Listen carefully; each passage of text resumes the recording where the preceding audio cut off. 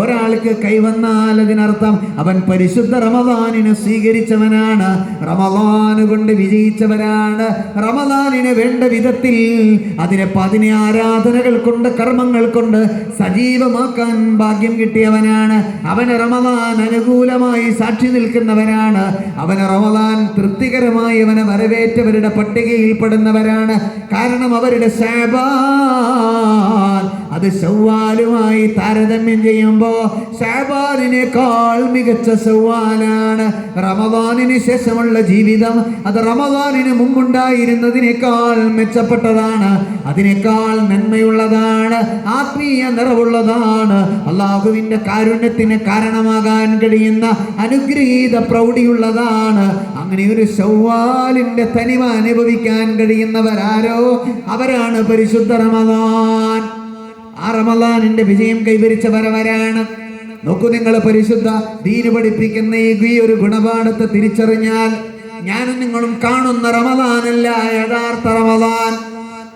രാവിലെ മുതൽ വൈകുന്നേരം വരെ പട്ടിണി കിടക്കുന്ന, വിശപ്പ് സഹിക്കുന്ന റമദാൻ, വൈകുന്നേരങ്ങളിൽ നിസ്കരിക്കുന്ന റമദാൻ, പാതിരാത്രികളിൽ എഴുന്നേറ്റ് അത്താഴം കഴിക്കുന്ന റമദാൻ, തഹജ്ജുദും സുബഹിയും റമദാനിന്റെ പ്രത്യേകമായ ആ സാഹചര്യത്തിൽ നിർവഹിക്കുന്ന വിശ്വാസികളുടെ ദൃഢമായ ശീലങ്ങൾ, ഈ ശീലങ്ങളെല്ലാം അത് റമദാനിന് മാത്രമുള്ളതാണോ, റമദാനിന്റെ പ്രത്യേകമായതാണോ, റമദാന് കഴിഞ്ഞാൽ നിലനിൽക്കാത്തതാണോ, റമദാനിന് ശേഷം നമ്മുടെ ജീവിതത്തിൽ അത് തുടരാത്തതാണോ എങ്കിൽ ഇത് കേവലമായൊരു മാസത്തെ ആചാരം മാത്രമാണ്.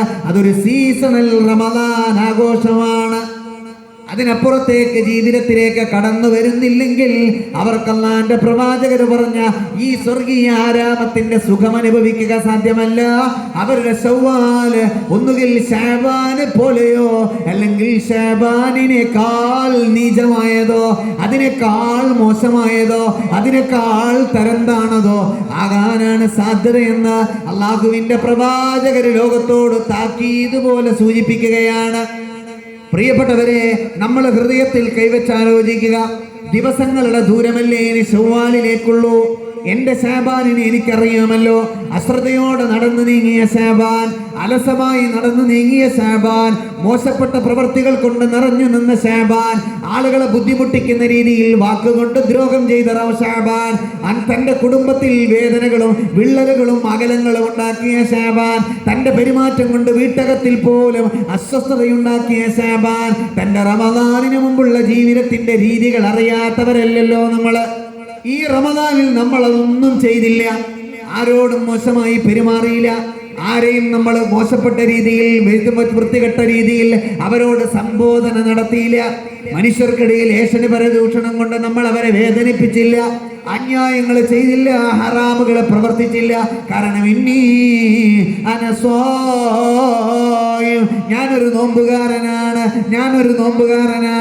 ഞാനൊരു നോമ്പുകാരനാണെന്ന് ഉറക്കെ പറഞ്ഞ് പ്രഖ്യാപിച്ച് നമ്മൾ അതിനെയൊക്കെ മറികടന്ന ദിവസങ്ങളാണ് ഈ കഴിഞ്ഞ 24 ദിവസങ്ങൾ. ഇതെല്ലാം ഒരു കാരണം കൊണ്ട് മാത്രമാണ്. പരിശുദ്ധ റമദാനല്ലേ, ഇങ്ങനെ പറഞ്ഞുകൂടല്ലോ. റമദാനല്ലേ ക്ഷമിച്ചുകൂടായിരുന്നോ? റമദാനല്ലേ അരുതാത്തത് പറയരുതല്ലോ? റമദാനല്ലേ മനുഷ്യരെ ദ്രോഹിക്കരുതല്ലോ? റമദാനല്ലേ ഹറാമ ചെയ്യരുതല്ലോ? റമദാനല്ലേ അവിടെ ഇബ്ലീസിന്റെ ശർറിൽ നിന്ന് മാറി നിൽക്കേണ്ടവരാണല്ലോ. ഈ സൂക്ഷ്മത കൊണ്ട് നമ്മൾ 24 ദിവസം ഒരു പുതിയ പ്രകൃതം, ഒരു പുതിയ ശീലം, ഒരു പുതിയ രീതി, ഒരു പുതിയ ജീവിതക്രമം അതൊക്കെ കെട്ടിപ്പടുത്തവരാണ് നമ്മൾ. വീട്ടിലുള്ളവർക്ക് സംതൃപ്തിയാണ്. ഭാര്യയെക്കുറിച്ച് ഭർത്താവിനെ തൃപ്തി, ഭർത്താവിനെ കുറിച്ച് ഭാര്യയെ തൃപ്തി.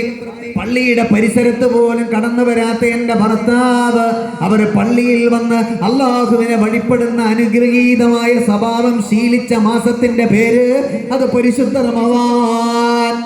എൻ്റെ പുതിയാപ്പിള നിസ്കരിക്കാറുണ്ടായിരുന്നില്ല, എന്നാൽ റമദാനിൽ ഒരു നിസ്കാരവും കളയാറില്ല, ഒരു നോമ്പും കളയാറില്ല, ഒരു പുണ്യപ്രവൃത്തിയും ഒഴിവാക്കാറില്ല.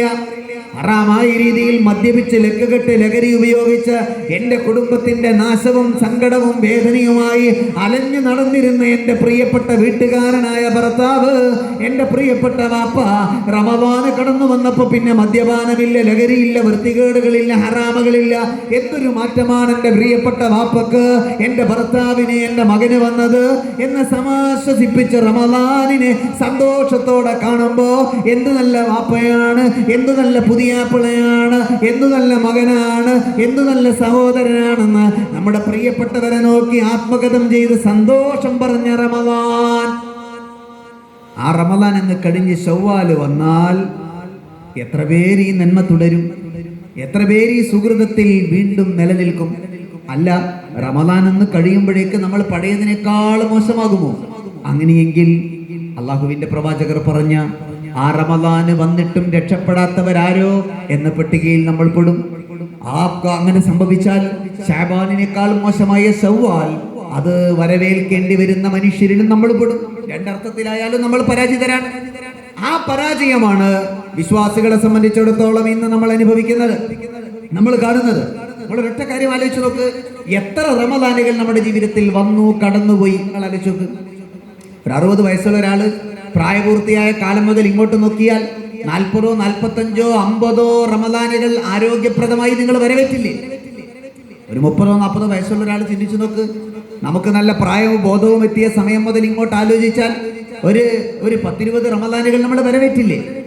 ആ റമദാനുകളൊക്കെ എല്ലാ വർഷവും ഒരുപോലെ കടന്നു വന്നല്ലോ, നമ്മൾ അതിനെ സ്വീകരിച്ചല്ലോ. എന്നാൽ നമ്മളിൽ എത്ര പേരിൽ റമദാൻ പരിവർത്തനമുണ്ടാക്കി? കഴിഞ്ഞ റമദാൻ കഴിഞ്ഞ് ഈ റമദാനിൽ എത്തുമ്പോ എന്താ എന്റെ ജീവിതത്തിൽ മാറ്റം ഉണ്ടായത്, എന്റെ സ്വഭാവത്തിൽ മാറ്റം ഉണ്ടായത്? നമ്മൾ ഈ അന്നപാനീയങ്ങളുടെ നിയന്ത്രണത്തിൽ വരുത്തിയ മാറ്റമല്ലാതെ, രാവിലെയും വൈകുന്നേരവും എഴുന്നേൽക്കുന്ന സമയക്രമത്തിൽ വന്ന മാറ്റമല്ലാതെ, പാതിരാ സമയത്ത് എഴുന്നേറ്റ് ഭക്ഷണം കഴിക്കുന്ന രീതിയിൽ വന്ന മാറ്റമല്ലാതെ, ഇഫ്താറുകളും മുത്താഴങ്ങളും അത്താഴങ്ങളും വരുത്തിയ ചലനമല്ലാതെ എന്ത് മാറ്റ എന്റെ സ്വഭാവത്തിൽ വരുത്തിയത്, എന്റെ ചിന്തയിൽ ഉണ്ടായത്, എന്റെ ശീലങ്ങളിൽ വന്നത്, എന്റെ പെരുമാറ്റങ്ങളിൽ ഉണ്ടായത്? ആ ചിന്ത നമ്മൾ നടത്തുമ്പോ നമുക്ക് കിട്ടുന്ന ഒരു ഉത്തരമുണ്ട്: റമദാൻ വന്നു, റമദാൻ പോയി. നമ്മൾ